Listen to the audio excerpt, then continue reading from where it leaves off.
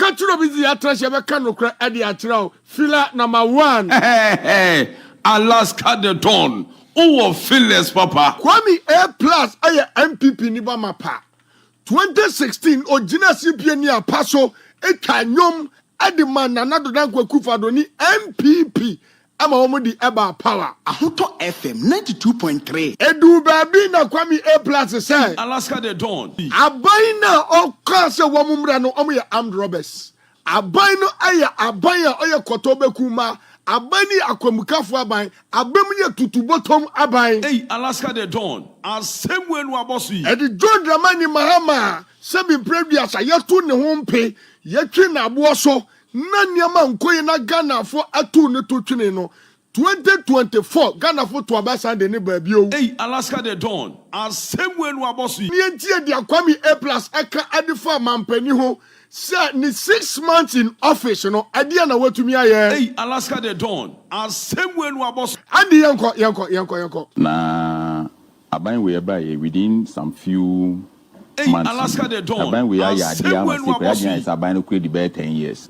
Aman we are there masisi no wonam Ghana kwa wadwen say like yan kaipo say aban na did just 6 months but no kreso eye baako pe e wo wiase e na me asema me kan Akufo Addo time which am ship and ne me can the same thing. Hey, Alaska the Dawn. As same way no abosi yem penti ayemra Akufo Addo sign Donald Trump oye the campaign no so on LGBT oba any speech of my face America man ye da hoi ye wo gender mienu oba ne bema case good nipa kan sama di asam no so na ko whatever obi be kanu it doesn't it's neither here nor there like asameti way na nka me be na me be kan asam na oh he say me ka majority for hu to be sure na me ba nka na me the kiosk ma ka den power be mo kan say me MP aka den power be ye me ami to me nkasa o ja say asam me na say me ami people say we me ka but no cry one. There was like a buy pressure on the main people for say omunye a friend saying because young Kwame are lucky. America for now, Okobo be saying I'm so 1 year gear no. President Abba say no one near. Another goodwill of this government and also to the center say Adibia would be tumsa propaganda am fly. But that notwithstanding no a Bobia yese Ghana phone I was say yediso. Hey, Alaska the Dawn. As same way no abosi. Maybe I'm a tracker so the American say yen yedi aban we buy and we cannot afford to look on anas yebeya ahwehan na aban na feli. Amanfo eye ukọ ne na wo fi ha you get people there. No proper policies. And aban no clear coordinated effort. Say ye di stop sa die we. Ato FM 92.3. Enra ye di buy ene excavator elevation is in there. Excavator is 3,000. And I be call port to her. You intimi amam for na kra man na bedu. But omuntimi ma FM 92.3. Say yendia. Odi koye den. What I say? And 2,000 extra and nam posua eba. Ye nuru ba bia o mind we bet me calculate who say o mind Ghana for our development. You hear excavator be 500. Or we need excavators maximum 200. Excavator be also need registration number. Excavator 3,000. But could be any registration number. And say talk how they register. Excavator no ba na the room. Two that una ma check ba ku kra ni register. Okay. Any records. Excavator need 3,000 year day. Now, what are you using 3,000 excavators for? Ghana. You find ya coin na to Odo yi emuda ho. You find ya into 3,000 excavators and 2,000 more on the high seas coming. You require them. Ese be do port so obi no wa chere say gold any editu. Aska. Ye nyina je to mu say gold na e dan e betu. Ato FM 92.3. That's right. Correct. But coin ben e be fa so atu. Ensense ase. Ense yensu. Asa. That is all. Enu ni bra ye bre yi. Enu na ye ntimi nye. Na amanfo mo say yensa ase. The leaders almost say yensa ase mo ye China for. Aska. Ufa global cocoa gold production China that number 1. China no that number 1. China lead Ghana. China is the number 1 in gold production in the world. Ahoto FM 92.3. Ghana is the number 6. Oba fawo he. O produce gold no 2. On produce on be kofo ba bi on Onya mo fo omu 2 and omu be tomo de no kwa omu 2. Do you get it? Order number 1. Order number 1. A year that number 6. Who that 6? In the world. Yes. The whole world. Ahoto FM 92.3. China lead you on saying you. Canada lead you on saying you. Australia lead you on saying you. America lead you on saying you. Switzerland beat you on saying you. Adenti Na wo no. and a war that season. What they will say wounds you. Alaska, it is purely a policy issue. almost to be on so mo. Gold that somewhere ye tune so a policy. It's a matter of policy. And can answer na Minerals Commission be my license or no? Yes, you make sure say oh borehole. That's right. O concession no. What set up there is a borehole away. Ahoto I'll bet FM na drone so 92.3. Edia washing. Ansana. Answer be my license I am our license. I don't know come obi license on your prospective or prospective for them. They know the prospective. That's right. Ogo Who go share them?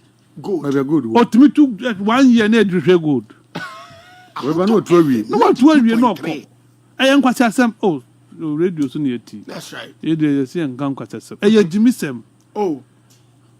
Onanya jimisem a. Aye nsehunu. Nsehunu sen. Nsehunu ye fe. Ahoto FM 92.3. Onya 40 years you say na. Oh that is akwa na do no onya papa. And that lucky na was na me ko ba bi. Na ko jo jina me so dede. Ajina etufo bo no. Nka kasada nka obeti nka ba ye police station. O so anka me ko so aka. And I want tears make we will end now physical. Oh really? Oh papa. Nka Ahoto no. FM 92.3. Because can you remember my just meka na no na meka. So I say Alaska. You see, and a matter of policy. Mentia says ya grant to be concession. Not ye sikutu. Na ye want inspectors. Na ya ba. Na ba be situ no. What one kataso. What jano ho. I move out different. I move out to different place. Now would have to crown license. Say now hene and the cross our license no. And your minister and the license. And then your DC and the cross our concession no. Say your MP be concession. And your party chairman be concession Alaska. Now you be new concession You bet your license in a field. Because otumi to me wa. And no row cover forward. 92.3. Until you're paying for na chance as an alpha. And on one mobile no must have a catcher and say. And no more dear pafua to no move too good in the mom. And no mobile no money ever did sabi in the moon. Ahoto FM 92.3. Every yard and as if so moon. It's one more mobile so camera was there at a stage. But in your stage, my bizarre question where NDC buy is 6-7 months. And now I'm about to say our Koti group will be secretariat. And secretary. I say, I say, and Untino be a tax force. President Dot Jubilee House. Now, me see a ban where brought brain near national security. Let me tell you.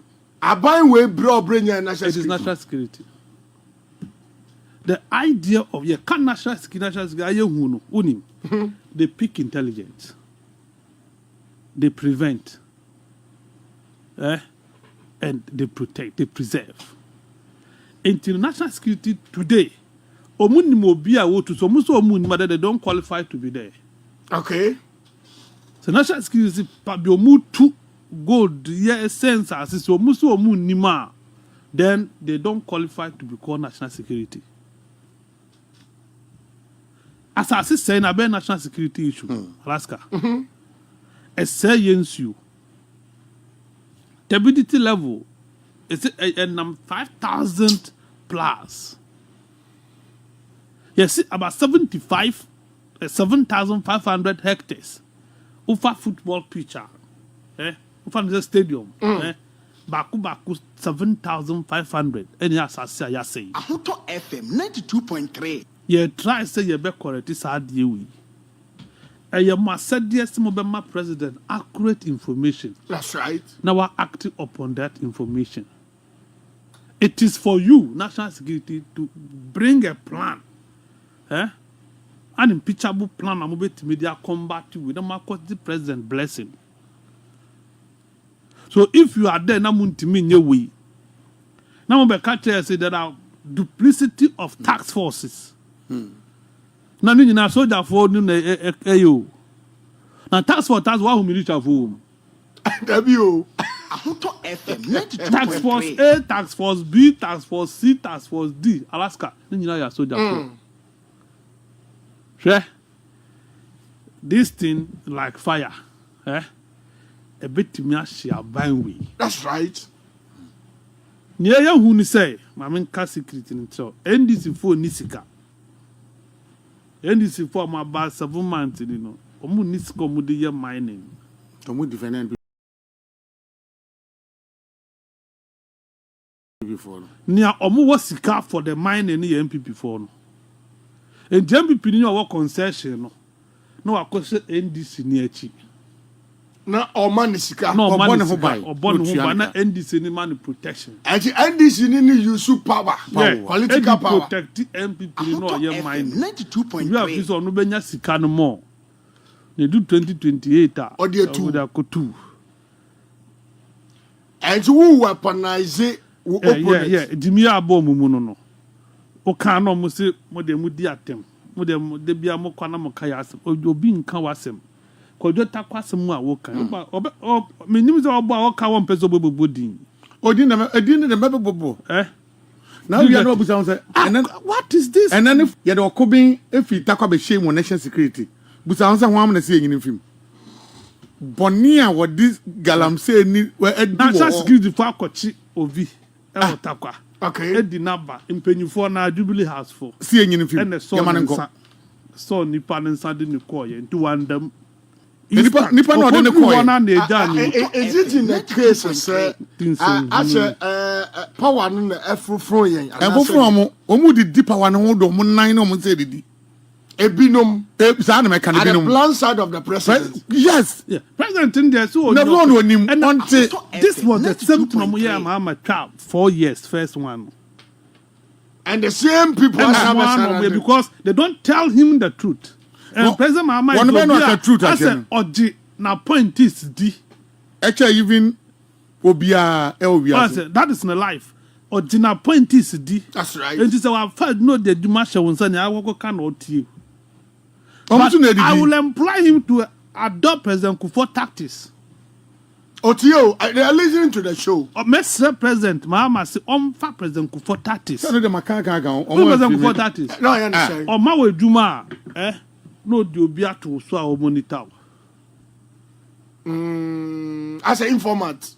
Yeah. Or monitor dwuma na no national security camp President Akufo down or the same pool. Bro otchere Francis Poku. Yeah. Yeah, true history. Yeah, it's a history no. When Former Chief Justice say on tin near my biase. Na otro ya no. Okoka say Pamai enyu bia oginidi.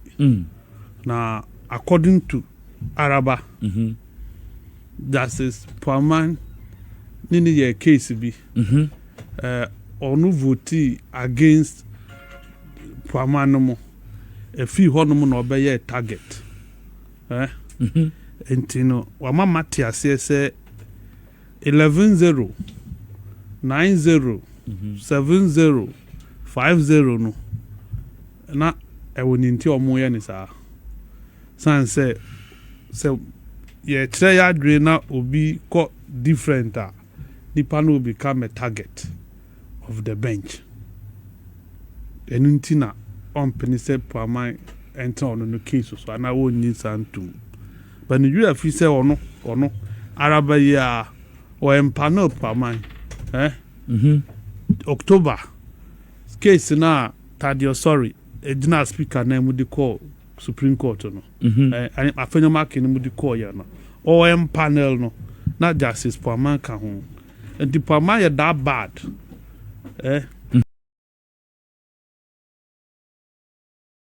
ena osawo jide wo no musi or select judges 5 judges o mo be transem so a odi ni ka ho na na atasa na tuma me no na ese aboa bibiwu a opre we dey we because me hu chief justice our press conference that so when hu bi aka kire me I say we should be good for the next NPP National Women Organizer.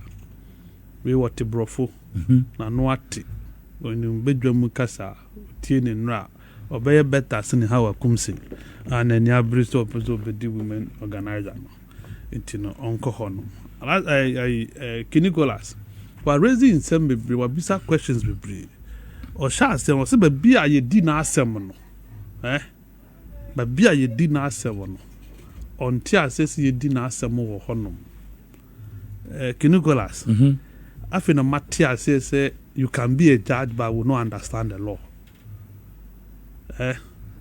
because over article 146 clause 3 now or one state ba bia committee na so transit no your hearing what does it it is not stated in the constitution by bia so committee no a hearing into the hearing no either the committee and not the appointing authority president that what committee you know on a bit my mom munni hanamontra na momvanye modjuma anase committee na nkasa be decide say ha no mo person motra eyo modjuma.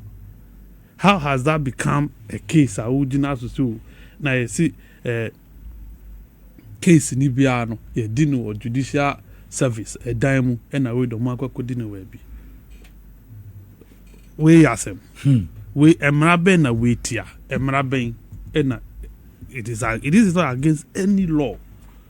Nicholas or see your friend yes almost searching no almost screening no now hotels do be quite hotel mo yen screening yes screening yes protocol venue no protocol no venue mo tusu ama no enye old castle your security zone me wa sanity and you know irrespective of whoever you are your best screening mama arabanjin to say she's the suspended chief justice suspended otherwise known as former chief justice former na dey suspended into me kaso former dey e jaw kan Nicholas ko wenim yentwa better na ko wenim obeba biu o mabiu me say o mabiu ko wenim we we don't need the susia to tell the o mabiu oko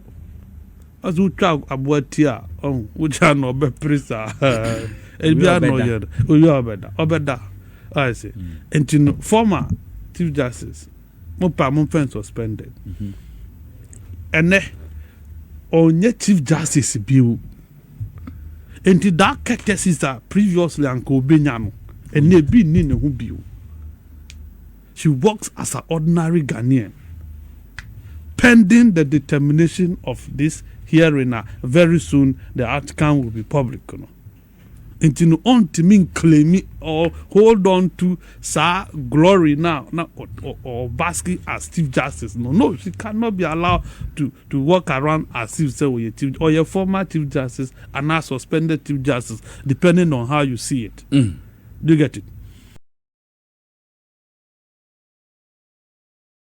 enti yam fa no nkoto nchen enti enye case o see you arrested no husband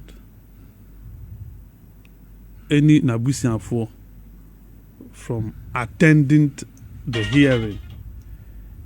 Nicholas, this woman is supposed to be our former Chief Justice. What I say? She's supposed to be our former Chief Justice. Offer article now, clearly Article 146(8). No, clear. The hearing of this proceeding shall be in camera. You can't in camera. Na tintin in the and say private. And the decision to admit your husband and now we're busiano, is subject to the committee. The committee the beti me akaso enya hwe bra ukunu beti me di wacha no beti me mo bia di wachi sentisa only you and the petitioners pe ena mo beti me aba ho no. That is what the law says. There's nothing other than this in the law. You don't need a law degree to be able to read this and understand. It's as simple as ABC. So I say, of course, I go so yesterday, Edu Lodge, na oko na evoke those things are tangential. Those things does not matter. Issue no, the narrow constitutional issue no say what violate Article 146. And he is subject to Article 146 proceedings. Who will answer be, who will be raise it. And your next or yes, or Timrana and say a judicial review. Do you get it? And now obey filing for constitutional interpretation. What do I say? These two options in our war. So courting public sympathy via public press conferences, no. A violation of Article 146(8). Article 146(8) say all the proceedings no in camera. Mami way from day one and what decided say she will leak every information to the media. And the president Torkonuu or leak to the media. Me wa.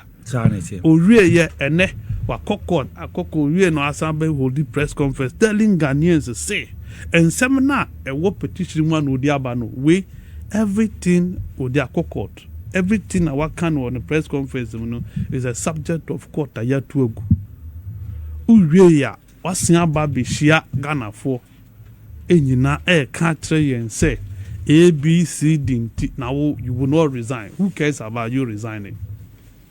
Say nye committee na yesulu anka over this time we ko keni wadwie because adokwe case train no who delay ye who to train ya name you must go for you go be do won't me mabio. You see mami way I display clearly say onti emra prima facie no Nicholas and yet committee it wasn't Pama's committee that determined the prima facie case.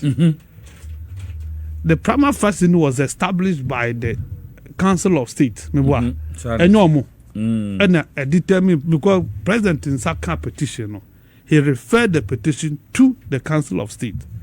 And a Council of State for fair no more establishing prima facie case. Why are you asking Pama committees or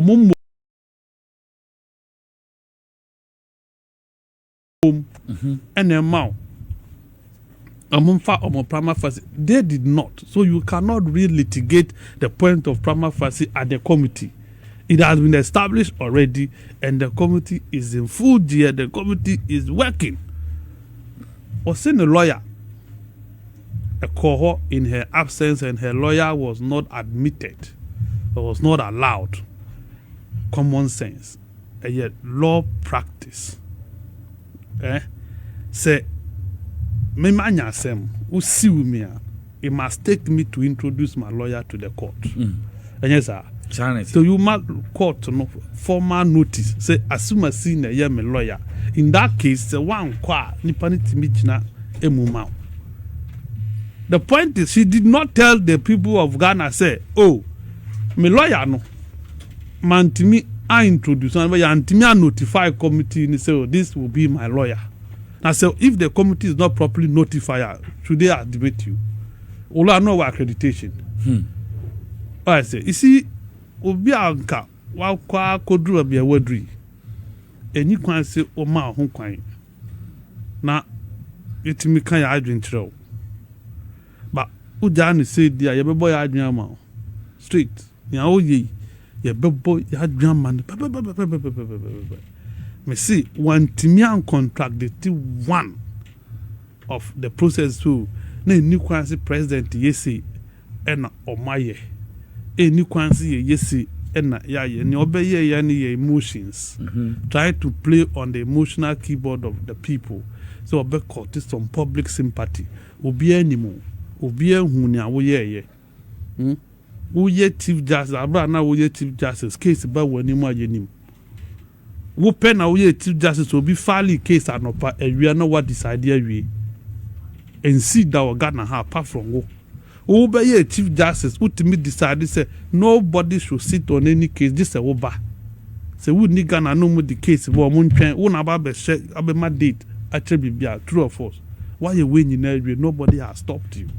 The judiciary is never under any attack. The court is working. You will be through state ruling and van come judge be say come and read. Do you get it? And then you be an can say the law is the law. One now can't say the law is the law. Now the law is the law and everybody gets the law. When you are getting the law, you are crying. Is it today she got to do say the judiciary na no preside over no na eye messy ana de bia ye catch rom so ba bia moti nsem hu na mudi no court wo na emwa a time will come you will pay for it no office ye di agro ene she's crying like a baby and no ba bia mpoye you see okanya ko kazi o poamande oni poamande sentence yenji nimfi oni wefi October 2024 30th October 2024 speaker lawyer Thaddeus Sorry raised objection on this justice Jamini say jewu ye gawu minim jewu ha say jewu ye MPP parliamentary candidate da na asema abeto omo animo no MPP for kan ho oya say enu nti no omunya ya nka unrecused ho CJC article 128 clause 4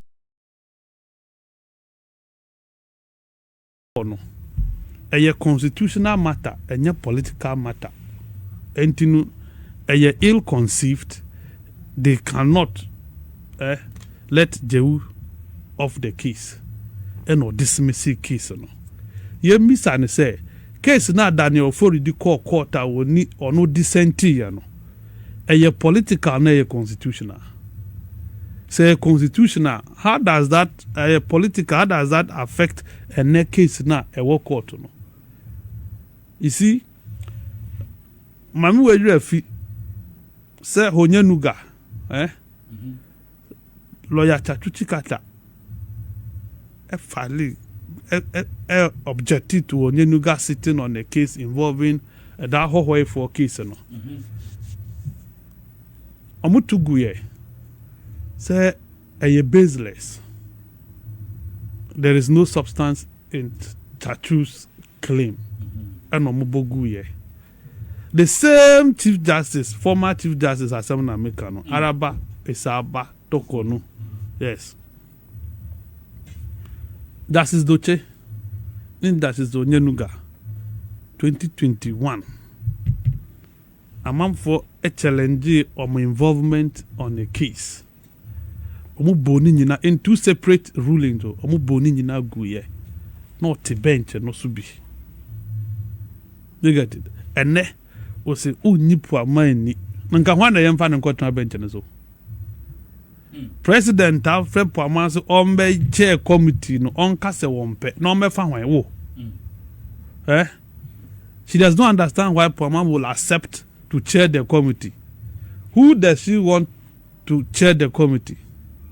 O will be our person or ye fit so no na say o chair committee na on fa nipa ne dimra na ye interrogate nipa no ye hu se nipa no so na legends te say na biases te say the case been no mwedi in the past omu dina G2 mu ana obi dissenti ya unfair number 2 dwane ehwe otherwise Nicholas nia maame ne be ye no for me it amounts to say ye na Ghana ba ye papa na so mo kasa we hu but unfortunately o ba ntoa na aka ho no content ni ehwenim I say blue kiosk oh entino ba no eni omo lucky potent omo they are impotent, let me say that the bar is impotent until nobody takes the bar serious again. We see your man kasao if I got the if I got the statement church statement in the beginning and now Chief Justice are called publicly against Article 146 Clause 8 no if I got it and her bar are quiet. If I got the in the bar, you got the if I got the 7 American Ghana Bar Association, and then what can do to and no matter as soon about the former Chief Justice back career, and no non crum no ye did. The former Attorney General, Deputy Attorney General, as soon about the pa, who was on the Araba bag. No, she was the aide to Araba before her elevation. As Deputy Attorney General. Wow. And nuntina all come bebre no. Okasa basabasa. And car right hunsem ni left hunsem. You see emrani diwa diw. Ya tigana hano. Nobody directs a court as to where you see a din asem. Intino Nicholas ye siwa onya asema babi a ejeli muntie 3-4 no ebetimi di wakoho ni akodi wasem babi a edi atayi asem ebetimi di wakoho ni akodi wasem babi a si edi obi asem bia wonya edi wuko ni akodi wasem wonko kantre court ni so enana me wo ha na mu jeli muntie 3-4 ntino that memories of you jeli muntie 3 no it is aimed at intimidating me sabe ayenzemhunu we yen kwasi asem yen kasa ansem we you cannot play with anybody. You see, nobody seems to have sympathy towards Araba because obia who Araba in court, open court, in facial expressions, say no see ya na niema, and show see where ye obia, what I say, or ye independent, and just where you obia or ye neutral.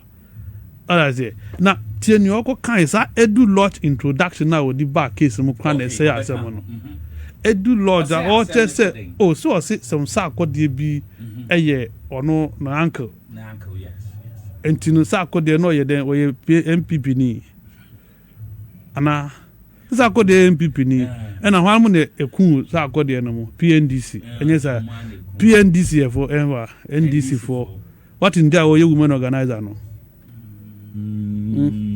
This is coming from an MPP stock. Okay. And then we bet Ghana phone na say me MPP ni.